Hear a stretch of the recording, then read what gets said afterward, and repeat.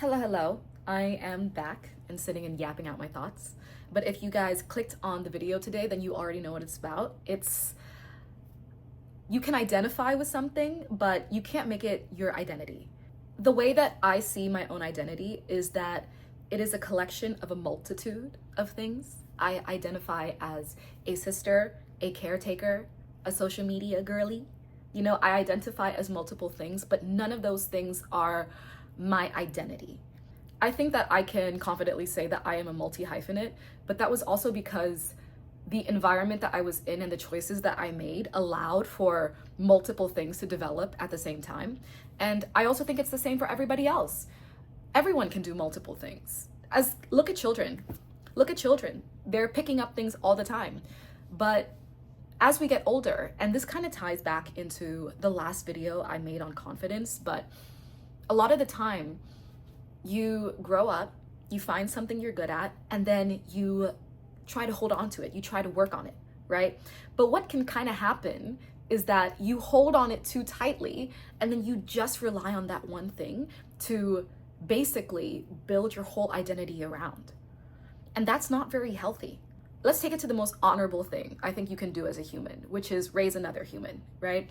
As a parent, if you create your entire identity around that, what's gonna happen once your kids grow up and they become adults? You get what I mean? You're gonna have a crash out. You're gonna have a crash out. That's why people do have crash outs, because their identities come into question. Well, a lot of people find it kind of surprising that I was in the entertainment business and then I decided to stop. And quite honestly, it wasn't that big of a deal to me because it was never like my identity. It was just one of the things that I did. People have told me that like I just do things, like I just make moves out of nowhere. But quite honestly, the people that have known me for 20 years, like the longest friends that I have, are not very surprised with anything that I do. It just kind of tracks.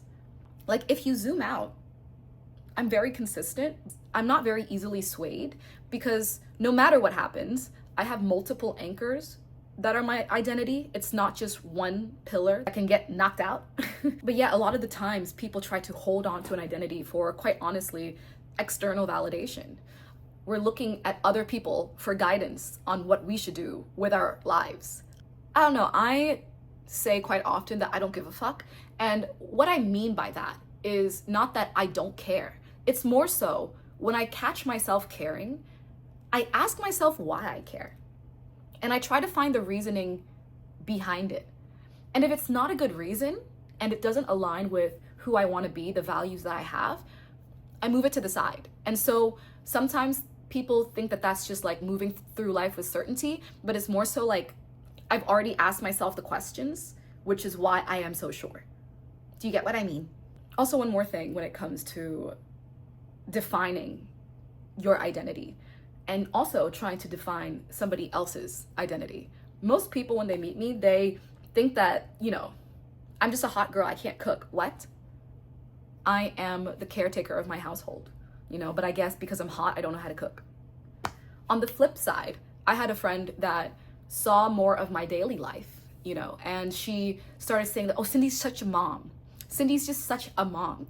And honestly, when I heard that, I was kind of confused because, just to state the facts, like I'm more successful than you. Was your family not watching me on New Year's Eve on TV? But sometimes when I stopped working, people can identify me as something to help with their own self-identity. Does that make sense? So you have to be kind of careful before you make judgments and assumptions that do not reflect reality. You might just be focusing on one thing and then filling in the blanks because people are complex. And when I say that, I mean everybody is complex. So when you stop looking for that external validation and stop simplifying yourself to try to fit into that mold, you can allow for those complexities to develop. That's why I don't stereotype people. They might have a little vein, a little flavor. The more you get to know somebody, the more you will understand their mind, their motivations, their wants. And it's probably gonna be different than when you first met them.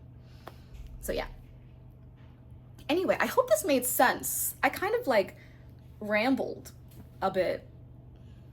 But yeah, I want to keep making these little sit and yap videos to see if I can get more like coherent in my talking, because yeah, sometimes all the thoughts are just kind of like jumbled up in there.